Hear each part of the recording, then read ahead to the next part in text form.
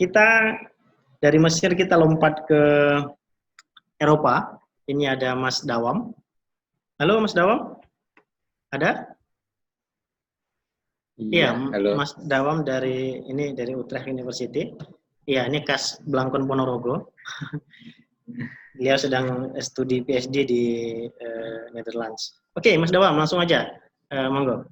Ya, Assalamualaikum warahmatullahi wabarakatuh. Selamat sore waktu Indonesia Barat dan lain sebagainya, teman-teman semua. Yang pertama tentunya saya ucapkan terima kasih kepada khususnya Bang Surya dan teman-teman di Wirid yang sudah memberikan kesempatan saya untuk untuk curhat di sini sebenarnya. Jadi saya tidak banyak menyiapkan bahan yang ingin saya sampaikan, tapi lebih ke curhat bagaimana sih saya datang ke Belanda, baru aja datang tapi kemudian langsung mengalami kunci tara di sini. Mungkin nanti Bang Surya atau host bisa menyiarkan bahan tayang yang saya siapkan kemarin. Paling tidak ada beberapa gambar yang ingin saya tunjukkan ke teman-teman kondisi yang ada di Belanda saat ini ketika kita mengalami pandemi COVID ini. Saya datang ke sini, ke Belanda itu awal Maret. Jadi berangkat ke Belanda awal Maret tanggal 5, itu ketika di Indonesia sudah mulai ada berita tentang COVID, tetapi belum banyak korbannya di Indonesia. Sementara di Belanda sudah ada 2 orang waktu itu. Jadi saya berangkat tanggal 5, itu tanggal akhir Februari, itu sudah mulai ada 2 orang korban, 2 orang pasien positif COVID di Belanda yang terjangkit dari Italia. Jadi masuknya COVID di Belanda itu utamanya dari Italia karena memang cukup banyak di sana. Kemudian ketika saya baru datang 1 pekan di sini, itu saya datang ke sini tanggal 5 Maret, itu sudah dengan menyiapkan alat APD lah ya, saya sudah berusaha membawa masker, kemudian disinfektan dan sebagainya itu dari Indonesia.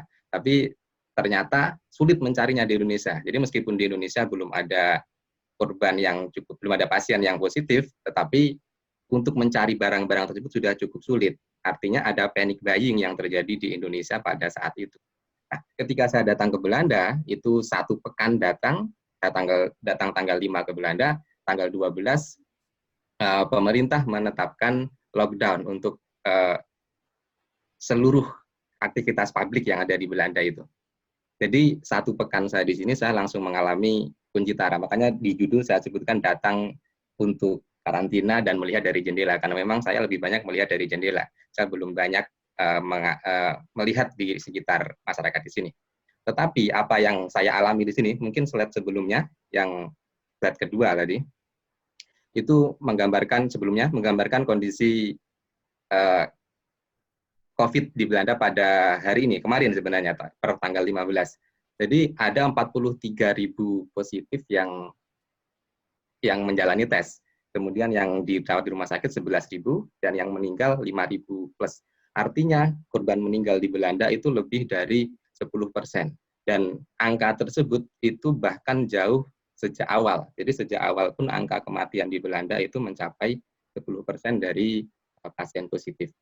Sementara itu di Indonesia angka tersebut juga hampir sama. Jadi dalam hal ini saya mengira tingginya kematian itu tidak selalu sebanding dengan permasalahan kesehatan yang dijalankan di negara tersebut. Kemudian angka yang datang ke rumah sakit itu 11.000 karena memang kebijakan yang diterapkan di Belanda kalau tidak benar-benar mengalami simptom atau gejala yang sangat parah, seseorang itu tidak perlu datang ke rumah sakit. Bahkan untuk datang ke dokter pun, dokter umum yang ada di lingkungan itu dilarang. Jadi telepon dulu, ditanya gejalamu apa? Kalau positif COVID, ya udah istirahat aja di rumah. Kalau sudah benar-benar tidak mampu dan membahayakan, baru dia dijemput atau datang sendiri ke rumah sakit dan diisolasi. Nah, angka kematian yang cukup tinggi dan ini sebenarnya tidak setinggi Amerika atau lain sebagainya ya, atau Italia. Tapi kalau dibandingkan dengan Jerman misalnya atau Inggris misalnya, angka kematian ini cukup tinggi. Tapi meskipun angka sekian ini yang terjadi di Belanda, coba lihat berikutnya, slide berikutnya.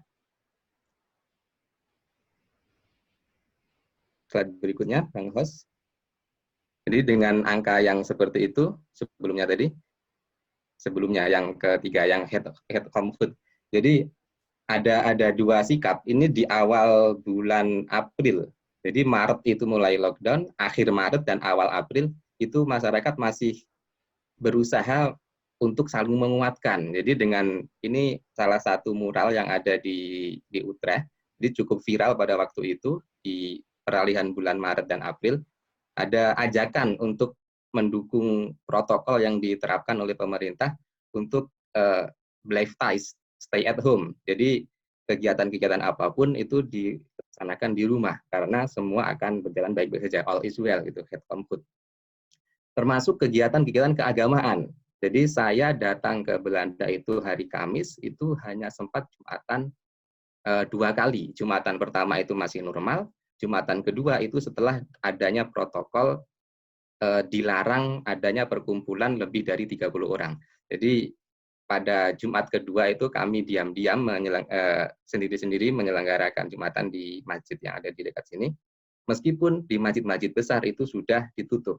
Jadi dari sisi komunitas keagamaan itu memang betul-betul terdampak oleh protokol COVID tersebut, dan hampir semuanya atau malah justru semuanya itu menerima protokol tersebut dengan baik. Jumatan langsung ditiadakan, kegiatan puasa, buka bersama, kemudian tarawih dan sebagainya itu semua ditiadakan dan diganti dengan model daring sebagaimana umum kita ketahui sekarang.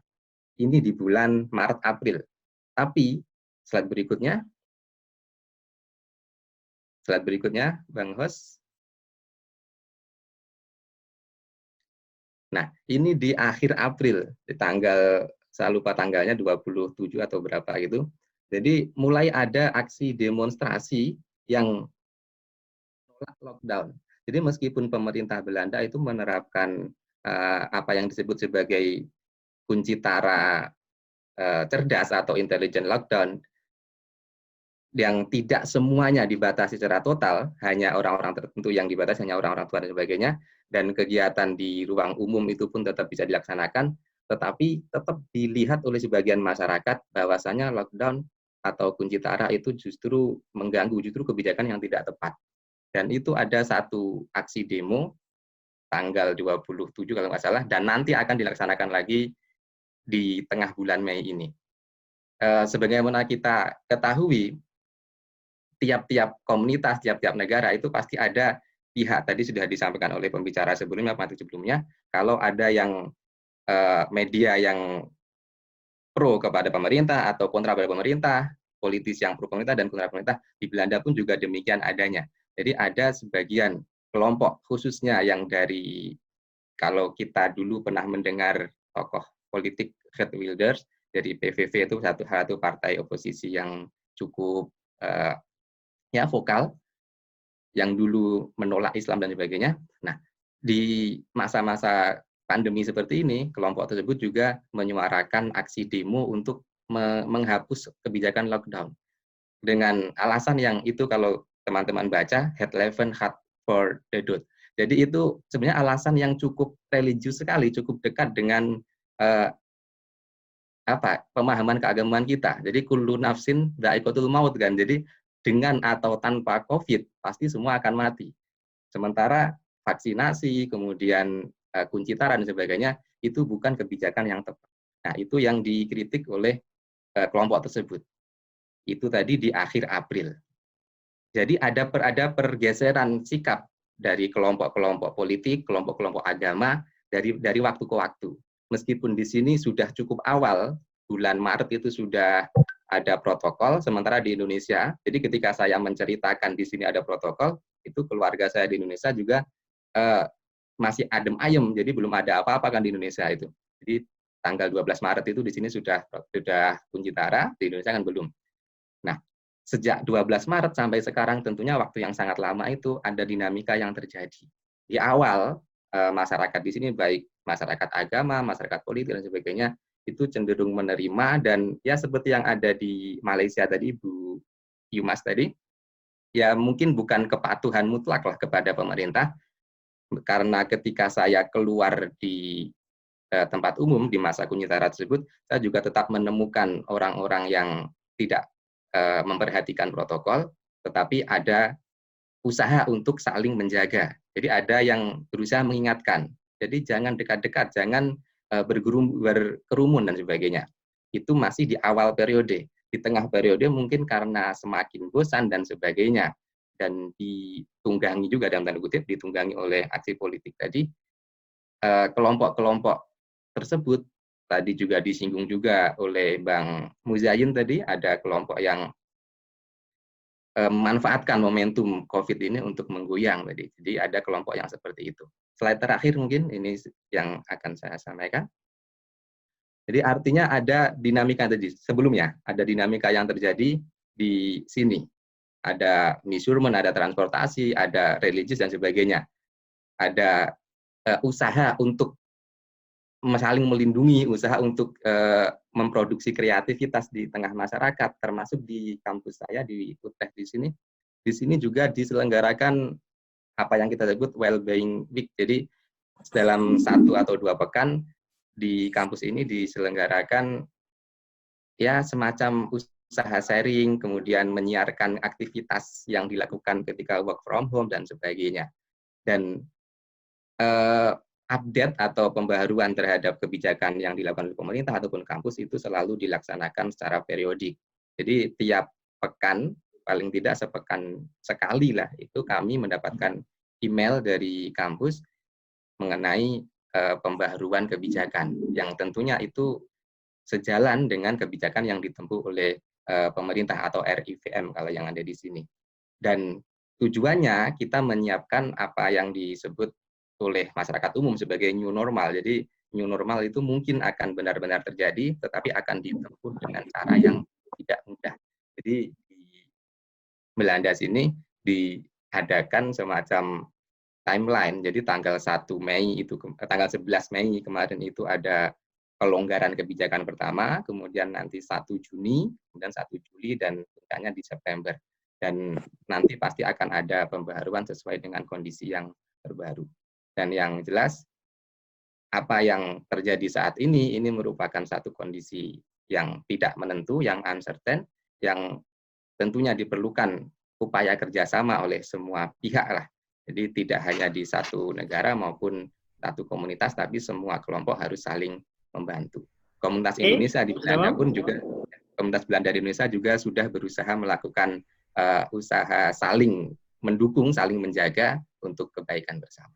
Baik, terima kasih, mungkin itu yang dapat saya sampaikan. Semoga dapat sedikit menjadi kesempatan curhat bagi saya kepada teman-teman di sini. Jadi sebagai korban lockdown di Belanda saat ini. Terima kasih. Baik, Mas Dawam, Waalaikumsalam. Terima kasih dari Utrecht University.